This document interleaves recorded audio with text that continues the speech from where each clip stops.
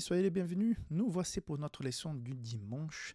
Leçon fort intéressante. Le titre est Nimrod et Ninive. Le verset que j'ai choisi pour la leçon d'aujourd'hui, c'est Genèse 10, versets 8-9. Parole de vie. Couche a eu pour fils Nimrod. C'est le premier homme puissant sur la terre. C'était un chasseur courageux devant le Seigneur. On comprend par la leçon que devant, ça veut dire contre. Ok? C'est pourquoi on dit comme Nimrod, chasseur courageux devant le Seigneur. Donc, qui est ce type Nimrod? Pourquoi on parle de lui? En fait, Nimrod, c'est le premier qui va être organisé dans sa confrontation, le désir de créer de façon parallèle un peuple organisé qui se voudrait euh, écarté de Dieu. C'est-à-dire que la solution pour le problème de l'humanité à cette époque, c'était toujours revenir à Dieu, de se présenter devant l'entrée du Jardin d'Éden avec cette adoration, avec le sacrifice, avec Adam et ses descendants. Et voilà qu'un descendant ne va pas suivre cette voie, il va même s'écarter et fonder de nouvelles villes-États pour dresser une autre solution au problème du péché de l'humanité. Donc c'est la dépendance, la demande de pardon, reconnaissance de péché d'un côté, et on a l'autosuffisance de l'autre. Mais dans la pratique, Nimrod était le arrière-petit-fils de Noé, donc est le premier grand souverain après le déluge. Et selon ce qu'on a constaté, il a fondé Babel, Eresh, Akkad et Calné dans la région de Sinar.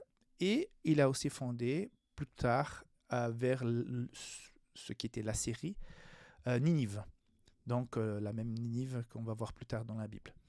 Donc qu'est-ce que représente ce Nimrod? Il est l'autosuffisance humaine contre la dépendance de Dieu, comme je viens de dire.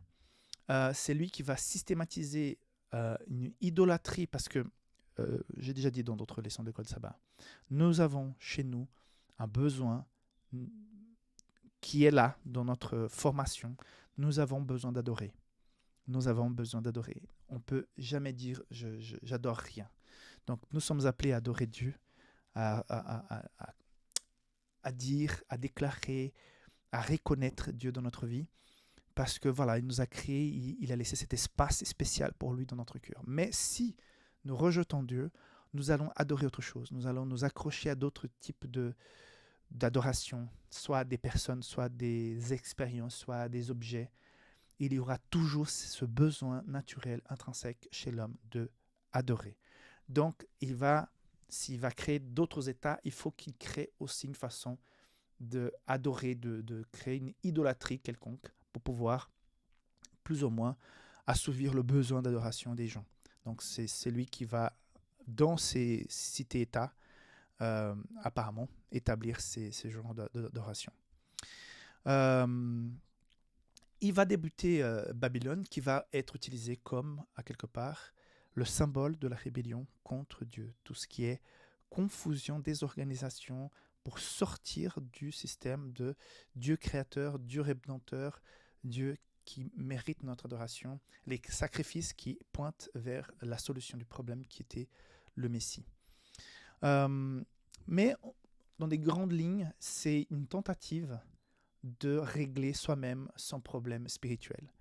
Donc, et la question que nous pouvons nous poser, c'est que même si nous ne sommes pas des adorateurs d'autres dieux, est-ce que parfois nous n'avons pas cette tendance de vouloir régler nous-mêmes nos problèmes? C'est une tendance naturelle.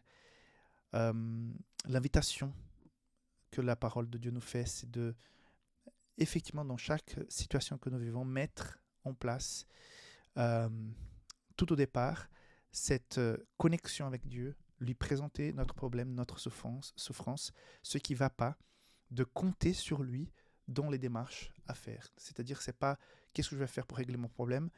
Seigneur, voici mon problème, tu es mon Père, tu es mon Créateur, je foi en toi.